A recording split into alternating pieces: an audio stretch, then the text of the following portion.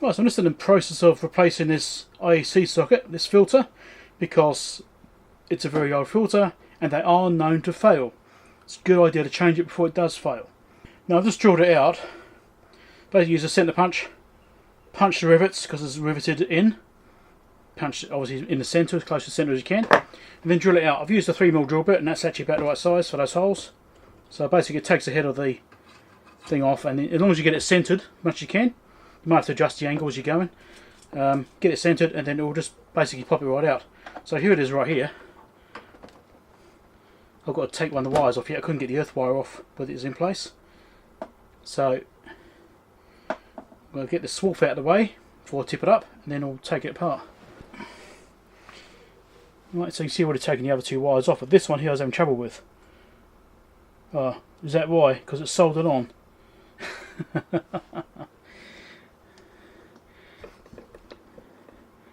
Okay, that's why I couldn't pull it off. Okay, get the solder iron going. So this currently, in its current state, it's not working. But there's things I want to do to this before I get it repaired. I'm talking to a Keysight agent about repair. It's going to cost me a lot of money because I can't just get the board from Keysight. They won't sell it to me, which is kind of annoying. Yeah, I don't know what the actual price is going to be yet. I know it's going to be a lot.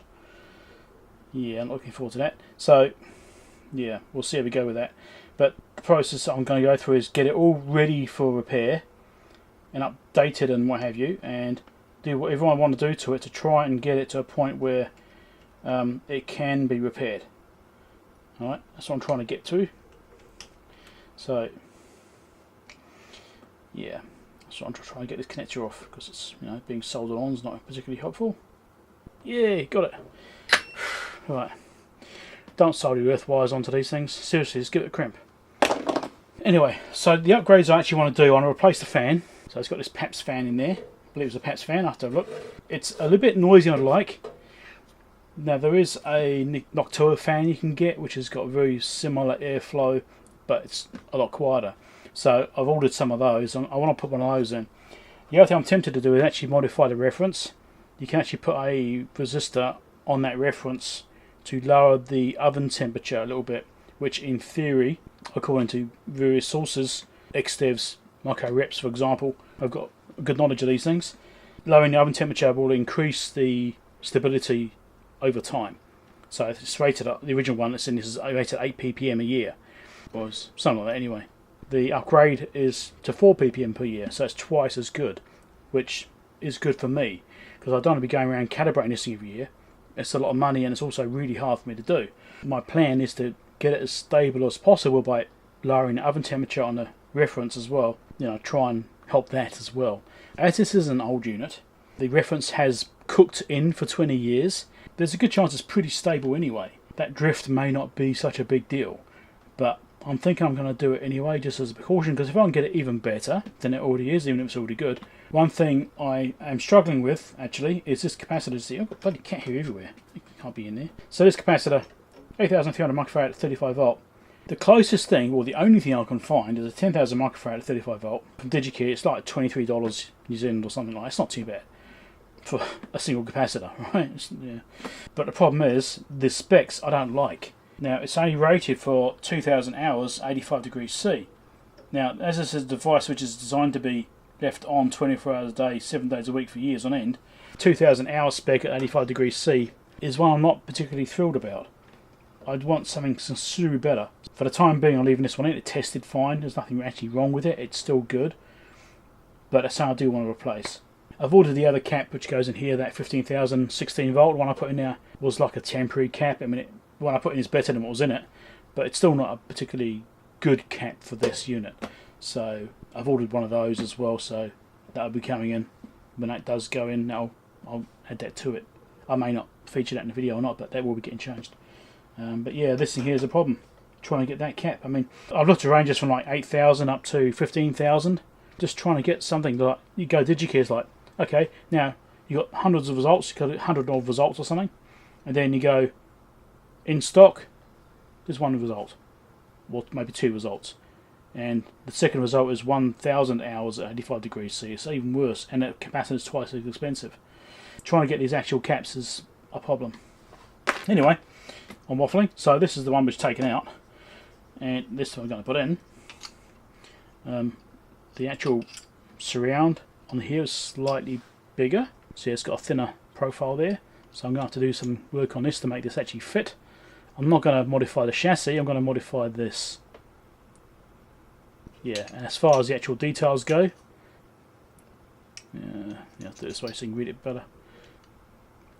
So that's got 2.75 millihenry chokes in it, and this has got 2.8 millihenries, so close enough. And capacitors, it's got 2.2 nanofarad, and this has got 2300, so that's 3.3 nanofarad, slightly higher capacitance. And a single one across there is a 0.047, this one's got a 0.1. So it's got similar ratings, this has got slightly higher capacitance in it. As far as filtering, I don't really know how much of an issue it really matters, to be honest. It's got one, so we'll replace it and make sure that it doesn't blow up, because these do blow. There's an HP part number on there. Anyway, but yeah, these do fail, they're under fail. People have documented these things failing many times, so it's going. So the date on this thing, 9814, so 1998 this was made. This multimeter was sold in 1999. That matches up. So this is a 28-year-old filter. Time to go. How long will this one last? I don't know. I mean, this is from AliExpress. I mean, as far as I know, it's got some wires in it and nothing else. But yeah, it's still better than one which could blow up any moment. You know, I just noticed, I don't know how I missed it the first time around. I replaced this reefer capacitor here. Look right there. Right there. There's another one. How did I not see that the first time? I've got to take that board back out again. So, slight tangent. There's the capacitor out. See, it's a bit bulging. Should be flat sides. And there's a crack in it. There you go. That's why we replaced them. You cap right here. Right, so I've got it mounted in now. So you're bored of watching me do it. So I've got some M3 bolts here. And, well, probably machine screws, probably more accurate, isn't it? And I've put some star washers on this side. This today's bed in nicely and actually work well. Oh, power's gone off. So convenient. You get lots of power cuts here. Anyway, so those are locked in there, so it's earthing properly onto there as well. And on the other side, I've actually put on, sorry about the beeping, sort of UPSs, and I can't see what I'm doing right now. On this side, I put a 9-lock nut and a plain washer as well. Right, looks like the power's off for a little while. Bugger. 2 hours later. So I've removed the display panel from my 3458A, thinking that if I'm going to have to send this thing in to get it repaired, it's getting up calibration seals on it. All the cases are going to be sealed and that sort of stuff once it is finally repaired. Although this display, although it's usable, it's not the best. So I've got a brand new display sitting here. So what I might do, was what I'm already started doing, I've taken the panel out, which is a bit of a nerve-wracking process, because you basically have to lever off the front panel with screwdrivers. A bit worried about breaking the plastics, you know. Managed to get it off successfully at least. But yeah, I've got the front panel out, so now I'm in the process of desoldering the display, and I'll pop a new display in it and just put a brand new one in, and then I don't have to pull it apart to replace the display at a later date. You know, that should be good for a few years, you know. I will get another spare. Obviously I'm going to keep this one as a spare too, but I'll get another spare to replace the one I've got, which is spare. So I'll have a spare for spare. You know what I mean? So anyway, I'm in the process of doing this now. How much you can see with me desoldering, I don't know. I'll probably have my arm in the way, but this is where we are. And obviously it's going to be a bit noisy too because it is a vacuum pump. But anyway, this is just going along and desoldering each pin. Just like that. Loads and loads of them.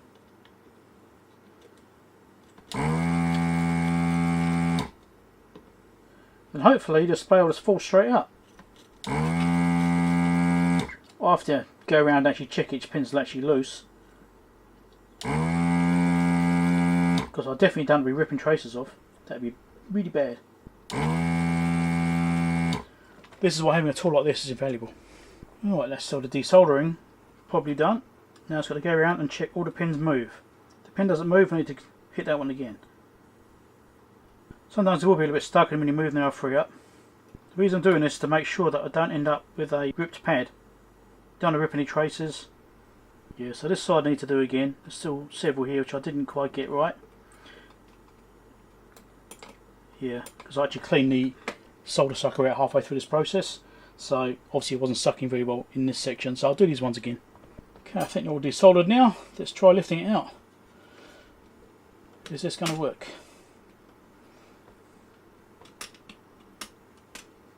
It's definitely moving.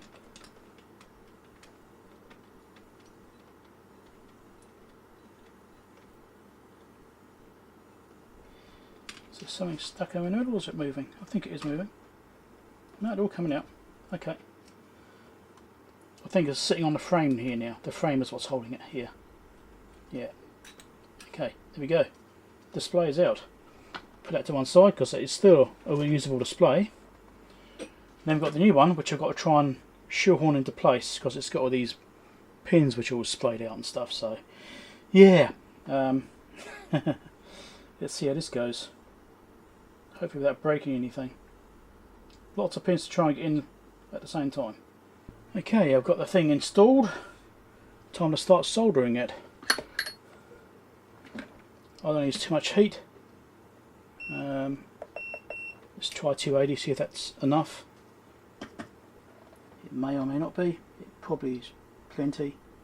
Yeah, that's 280 is going fine. Right, so I'll chuck a couple of pins in to get it secured. This thing's got a bit of flex on the board for some reason. So, trying to push that flex out of it. That's what I'm trying to do here. Slow process soldering this thing, but that's fine. It's not as slow as desoldering it. So I'll come back once I'm done. Well, that's all soldered up now. Took a little while, but it's done. So I'm going to give this a clean. I'm going to clean up all these buttons. I've already cleaned up the actual membranes on the front panel. Bit of IPA, cotton bud. Clean those already whilst it's apart. They're not laying up right now. The car they're actually working fine already. But whilst it's apart, I might as well give them clean. I'm going to do the same for these buttons as well. These are gold plated buttons, so bit of a clean with IPA on this as well, just to get rid of any residue that might be there. And I can clean the display and put it back together. And we'll see if it actually works. Right, let's power it up for the first time and see what the display looks like. Now this does have the error still. That's not been fixed yet, which is why I want to do the display first. So at least that's dealt with, so like I said before, it will be hopefully good. I have replaced this capacitor over here, that's done, and another one on this board here which I also replaced temporarily before. I put a better quality cap in there now.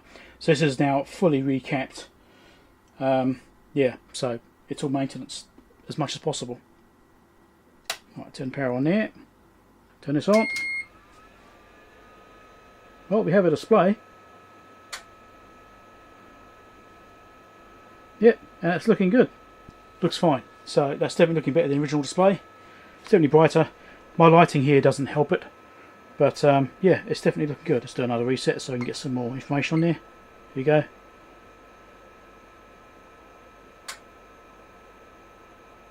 Yep. It's looking okay. So it looks like it's working alright. Yeah, it's definitely looking much better than the original display. Looks good now. Obviously I've still got this 202 error here which needs fixing because this board needs replacing. Anyway, I'm going to put the shields back on again now, put it back together, and yeah, get ready to pay a bunch of money to replace this board. Right, a little bit more on this 3458A. Probing around the A3 board, just trying to be sure that the UAT is actually the issue. And I'm getting some interesting results here. So I've hooked up my scope to TP142 and TP140. TP140 is the yellow trace and TP142 is the pink trace. So that's the pink trace is the output from the EL2018 comparator, and those do go bad. They're known for being a problem, and as you can see it is indeed functioning. So the pulse is coming out of the previous device, which is BU140, which is the yellow trace, doing a negative pulse, and as you can see it's triggering the comparator. And the comparator is sitting at a high state all the time. It's always at about 4 volts or so, and then does a negative pulse. And you can see the U140 is doing that waveform. Now I'm looking at this because Marco Reps did a video fixing a bunch of 3458s, and in the background he had a scope shot of a ramp up, ramp down waveform from doing sampling. And I'm trying to think, okay, it's doing that as part of a diagnosis process on the A3 board to find out what's going on. And I cannot get anything like that on this board. I can't see that kind of waveform on any of the test points. So it's really interesting. So this particular waveform only happens when I do like a reset or power up, and it does its self-test, right? This is part of the self-test routine. That's what it does. This is the only activity I can see, because it isn't sampling. I've tried different power line cycles and things like that, and manually triggering that sort of stuff, and I can't get anything other than this. This is all I can get. So something doesn't seem right here to me. Now it could be because U180 is indeed bad, and it's actually meaning that it's not doing the slopes like it should, or it could be some other problem. So I've already replaced the EL2018s with brand new ones. There was no difference in this. It was exactly the same as this. So I put the original ones back in again because obviously it's still fine. But yeah, so it's interesting because I don't know what to do with this. But I've actually asked Marco where that waveform was in this video. I've only just asked that question, so it could be a little while before I get a response. If I can find out where that waveform was in this video, maybe I can try and check the same point and see if I can establish the same thing, because he was getting a 202 hardware failure as well. So I think I'm getting a slave test convergence failure, which I think is the same one he was getting on that particular unit. So it's the same error, but I'm getting different results, it seems. And I also checked what he found on his one, which is a input to the CPLD being bad. Mine seems fine. I'm not getting anything. I'm getting like 2 megohms or something onto the input of that CPLD, so that seems fine. So Marco Rip got back to me quite quickly and actually confirmed that the test points I'm using are the test points he used. So yeah, it's interesting. But anyway, I'm just doing some retesting and I'm seeing this. I didn't catch this before. I don't know why I didn't see this before. Maybe because I've got things set up slightly differently. I've got a 20 megahertz bandwidth limit and stuff like that now. Or, I mean, things been powered down and powered back up again. I'm not quite sure what the difference is. But now we're getting this massive spike here. Look at this. So this is set at 5 volts of division on channel 2, and this is at TP140. So we're getting these little glitches here before. Alright, kind of, at least this one's responding to this one, which is correct. Then we've got this, 15 volts output. I'm pretty sure that's not great. Anyway, I'm going to try doing this again with an ACAL, which is what was suggested by Marco. Okay, ready to go. Let's do an ACAL all. We've got that. One little spike. Okay, I only saw one thing there.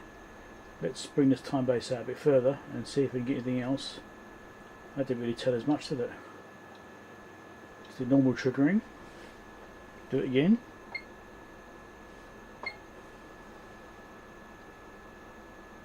Because then it should actually register each time it actually triggers. Just the one time. So ACAL, I didn't even do it. Marco suggested I try ACAL to see if that will generate that waveform. I could change his settings to make this easier to do the trigger point, but you know. What are we seeing here? ACAL, we're just getting spikes. Okay, let's do ACAL again so we get a better resolution here. So that's what I'm getting when I do an ACAL. It's interesting. I mean, at least this is responding to this, but I don't think that's right. I think that's completely wrong.